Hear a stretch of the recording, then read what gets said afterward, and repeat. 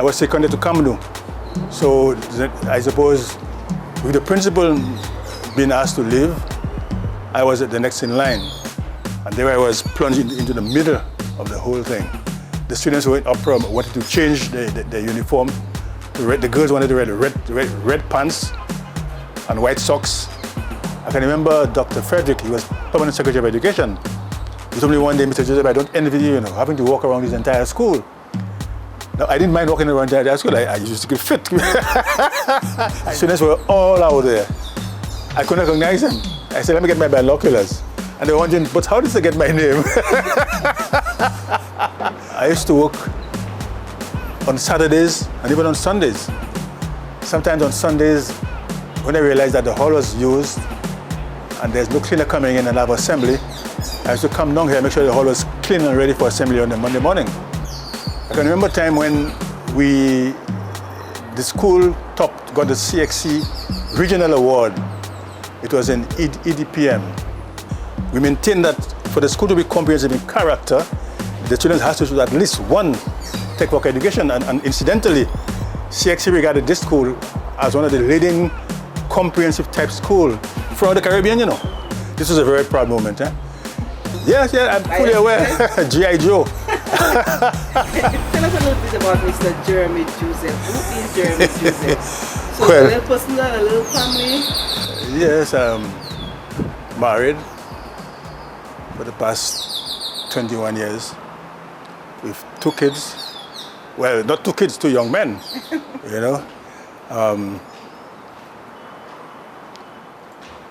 I serve in the church as a deacon, and I'm also a Eucharistic minister. Went to school, Niku Primary School, and then St. Mary's College. From St. Mary's College to University of the West Indies, and then to University of Bristol. I've been taught for about a few years after leaving college. I can remember distinctly when I left college, Brother Marcus was the principal, called me and asked me whether I wanted a job at Cable and Wireless. I said, no, brother, I have decided to go and teach, to be the teaching, and I've never turned back, no regrets. Okay, so retirement in 2010, and there I am, still active, still showing interest in the education system. Tell us a little about how you became the principal of the class. That's a long story. Secondary school. Well, in 1985, I was mandated to report to work at the Castries Comprehensive School. At that time, I was at the Kamdu. I was acting education officer for curriculum development. And I got a call asking me to report to the school the following Monday, middle of the midweek, the following Monday, which I was never prepared for. As a matter of fact, I never planned to be principal of the comprehensive school. I recognize that if I went to Kamdu, most probably the avenues are much more available. But then, what I didn't know is that Compre would have run into problems. And then the ministry mandated me to report to comprehensive school the following Monday.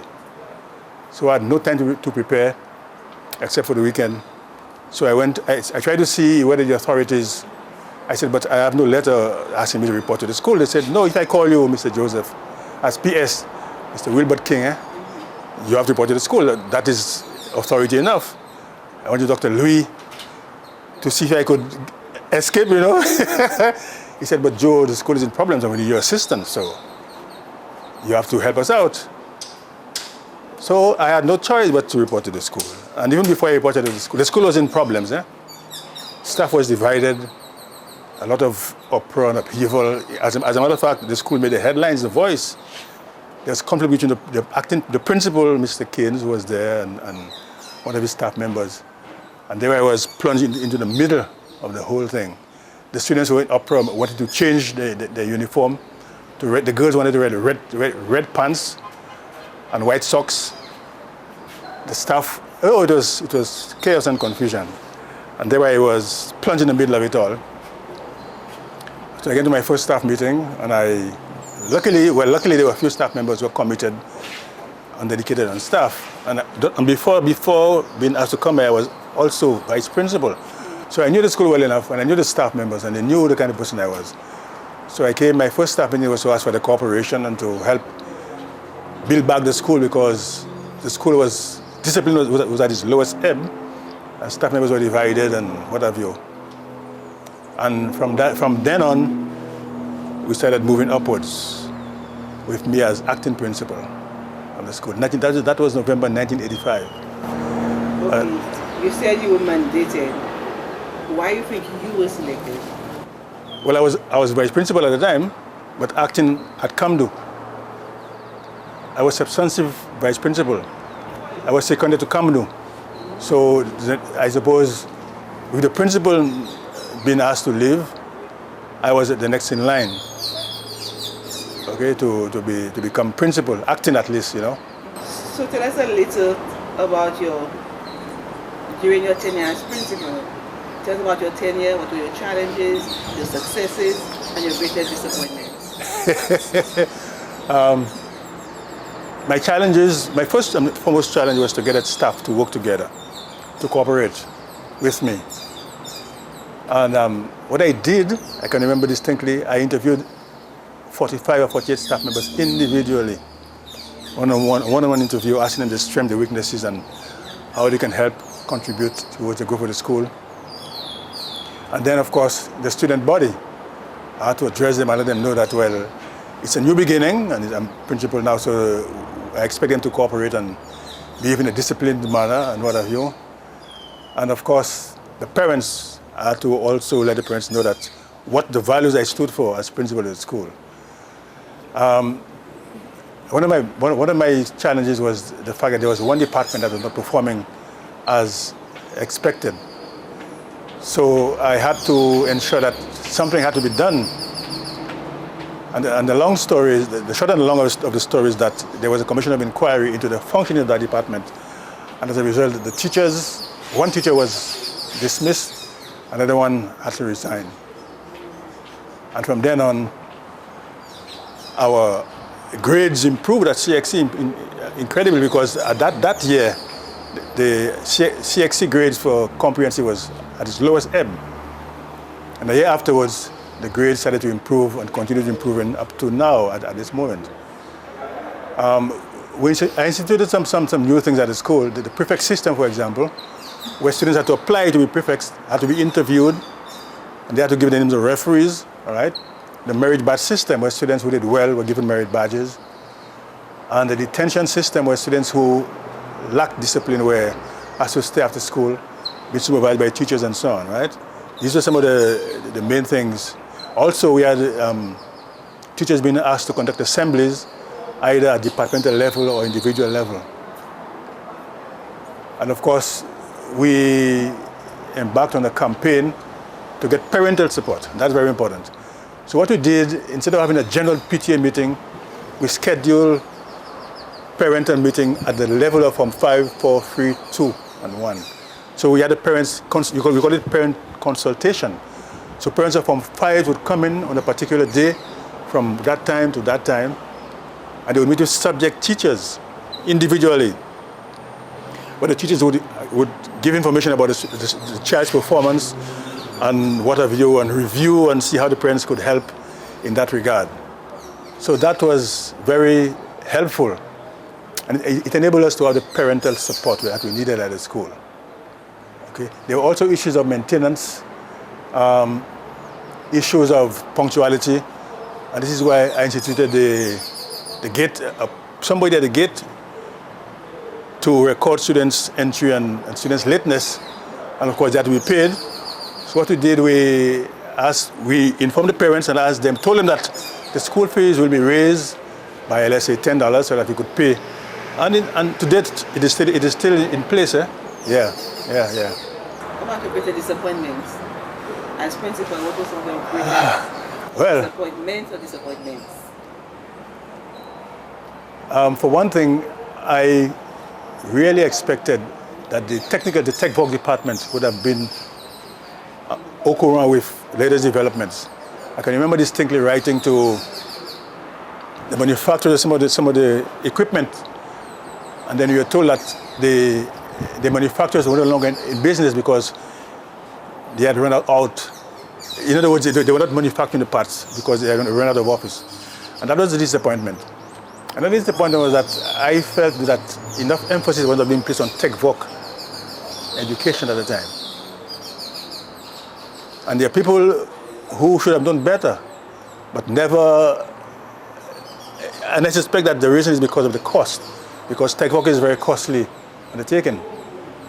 As a matter of fact, it was suggested to me by somebody in higher authority that I should close down the school, close down the tech voc department and make the school a totally grammar type school. Another one told me, at that time we had students selecting the subject options in Form 3 to give them more time, because we were taking students from the Rock Hall Second Junior Sec at the time, to give them more time to complete the syllabus, 60 syllabus, because by the time they entered in Form 4, the time was too limited. And there was this official asking me to allow his nephew to choose all 8 academic subjects. A Ministry of Education official. I said, no, this is not possible. No, that cannot be. We maintain that for the school to be comprehensive in character, the students have to choose at least one tech voc education. And incidentally, CXC regarded this school as one of the leading comprehensive type school throughout the Caribbean, you know. Yeah, the combination of subjects and so on. So I told the official no, and as a result, the student was transferred to St. Mary's College.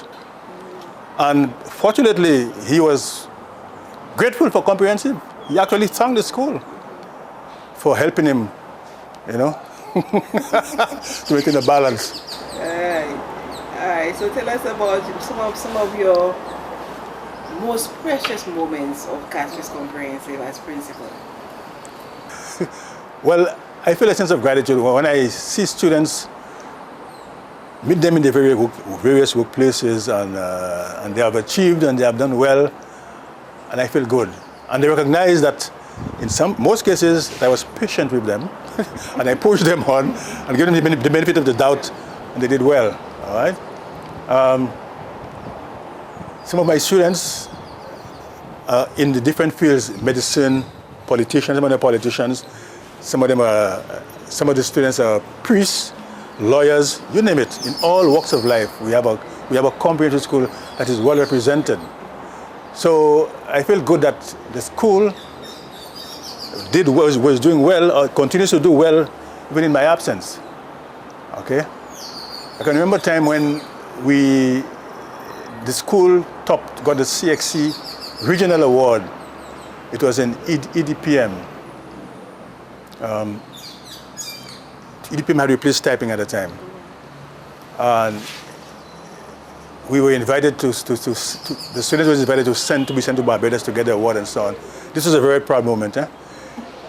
There were moments when in the debating competition, we had some very good teachers training our students, and our students represented themselves well in the debating competition. In athletics, right, we had some students who were very outstanding. And they represented the school well in the inter-school sports.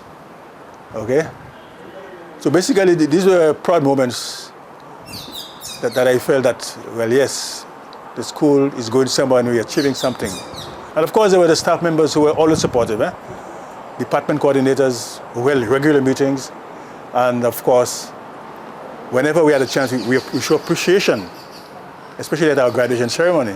We appreciated staff members who did well, the department, students, and so on, you know. And basically, these were proud moments for me. So recently, you were called on a popular TV show to be recognized by your past students. How does that make you Sending feel? my flowers.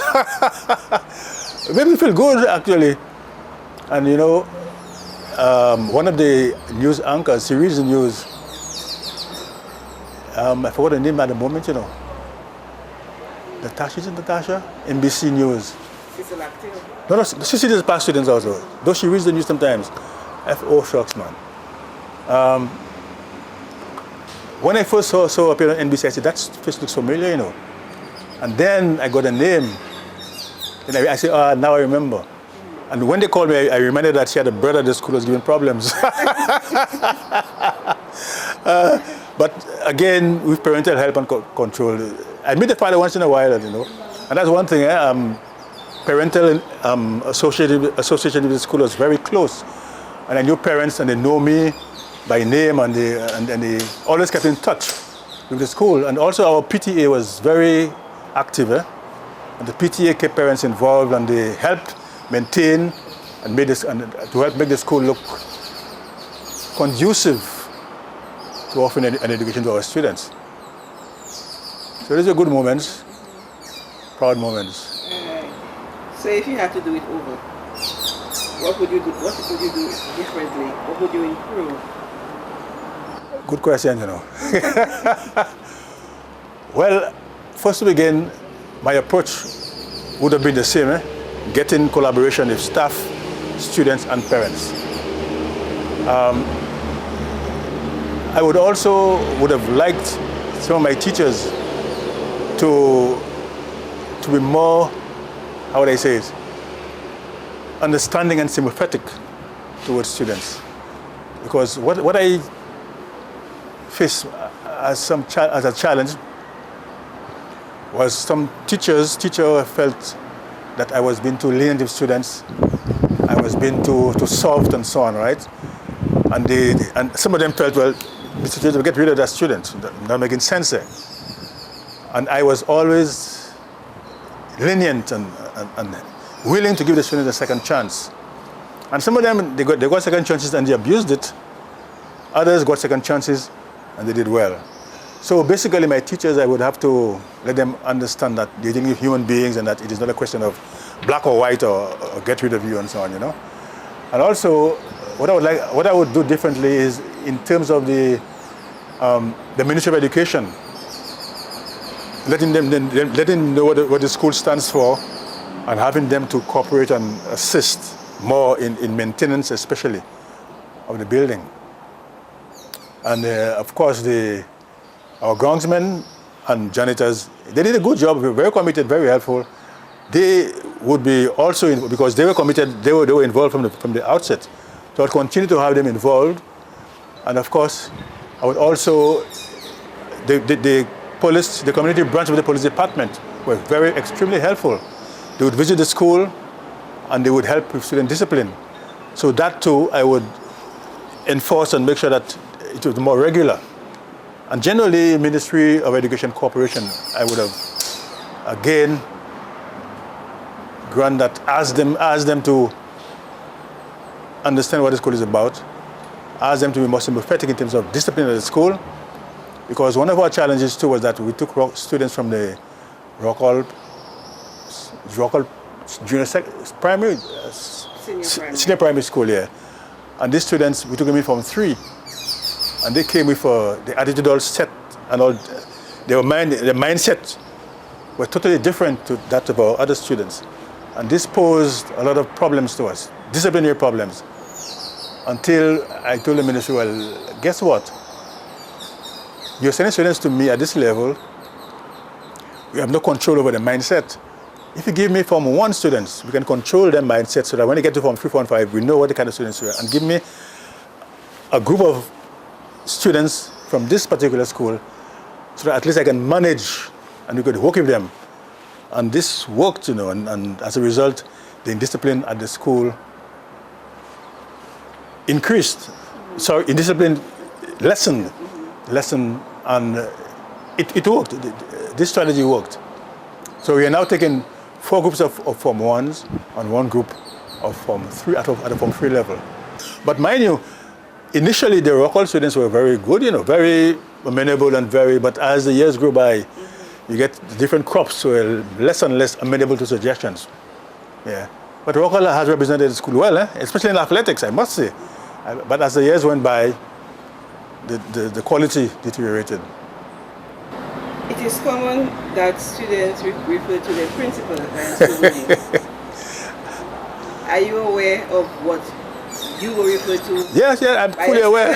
G.I. Joe. Can you tell us why you think that may be the case? I think there was a popular TV program, G.I. Joe, a kind of a figure larger than life. who was more like a superman and controlling things and doing things. And whenever I appeared, it was afterwards I learned that, they say, fellas, G.I. Joe coming. And then they would disappear.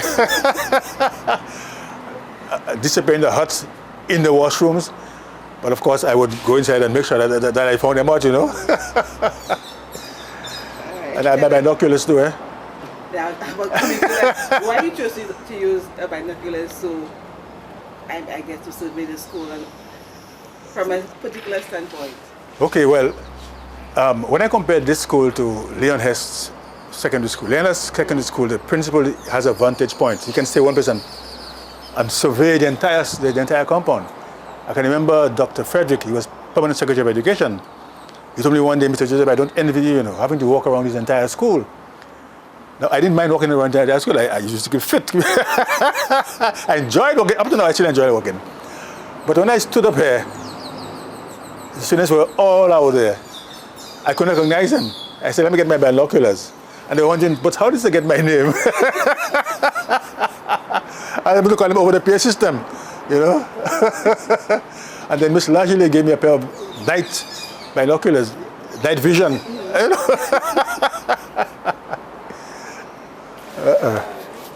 So, in parting, what advice would you give to the current admin or future admin of the school?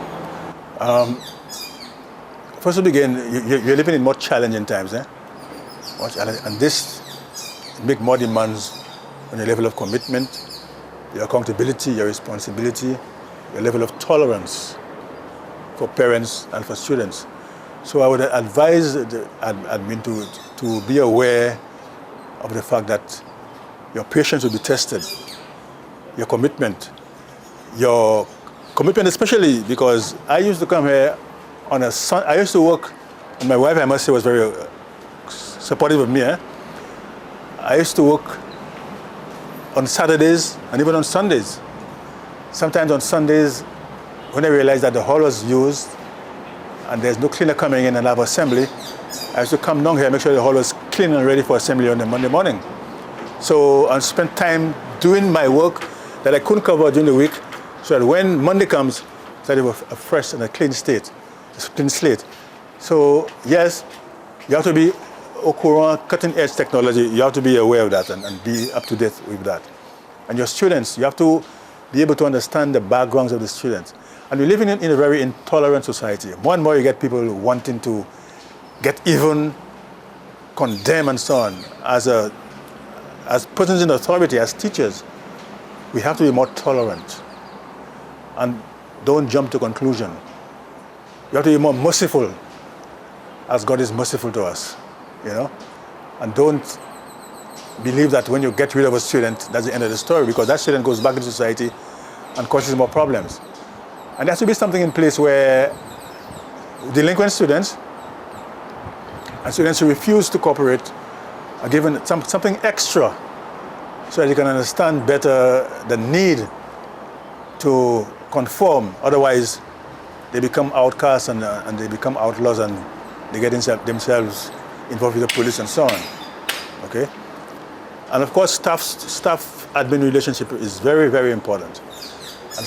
And the admin has to be responsible and mature enough to not to jump to conclusions about staff members, and staff members vice versa, and be open-minded and be willing to consult and communicate with each other. That's very important. Communication is key.